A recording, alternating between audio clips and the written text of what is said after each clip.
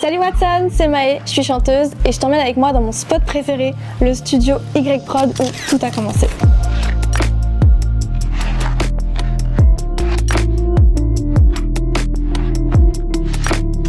La première fois que je suis venue ici, j'avais 17 ans et c'était pour faire des voix témoins. Donc c'est des voix qu'on envoie ensuite à d'autres gens qui vont chanter par-dessus. Je chante vraiment depuis que je suis toute petite. Je disais, plus grande, je serai chanteuse. Et en fait, j'ai juste jamais arrêté de le dire. L'envie de me filmer dans ma chambre, elle est venue vraiment naturellement parce que je fais toujours de la musique en piano-voix dans ma chambre. Ça me fait vraiment trop du bien. Mais un jour, je me suis dit, c'est pas assez. J'ai envie de le partager aux gens. J'ai envie que les gens ressentent mon message. Je me suis filmée et j'ai juste créé un compte Instagram et j'ai fait, ok, go. La première vidéo qui a percé, c'était sur TikTok avec Elle pleut de Nekfeu. Je l'avais reprise en version berceuse comme d'hab. Elle a brisé son cœur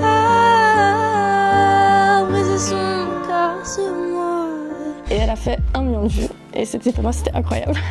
Je me suis fait connaître sur les réseaux avec mon concept de berceuse où en fait je reprends des chansons de rap français comme Nekfeu, Luigi, Dinos et je les reprends en piano-voix avec une atmosphère vraiment très calme et très douce. J'aimerais que tu restes en vie. J'aimerais que tu restes en vie.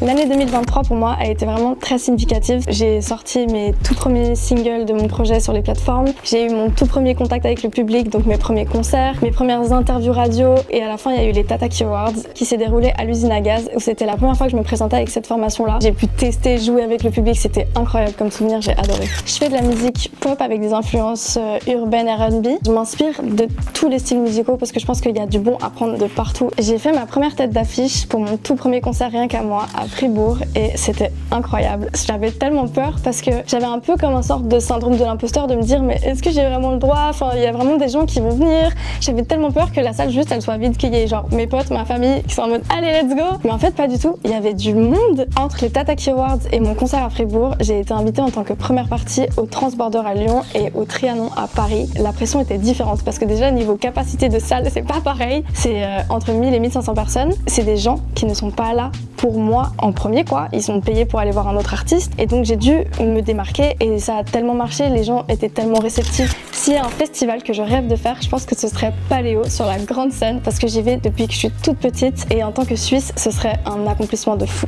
Mon conseil pour quelqu'un qui a envie de se lancer dans la musique, c'est juste lance-toi. Fais ce petit truc que t'avais envie de faire que t'oses pas trop, fais-le, on s'en fiche, les gens, il y en a tellement sur terre, ça va forcément plaire à quelqu'un, tant que ça plaît à toi.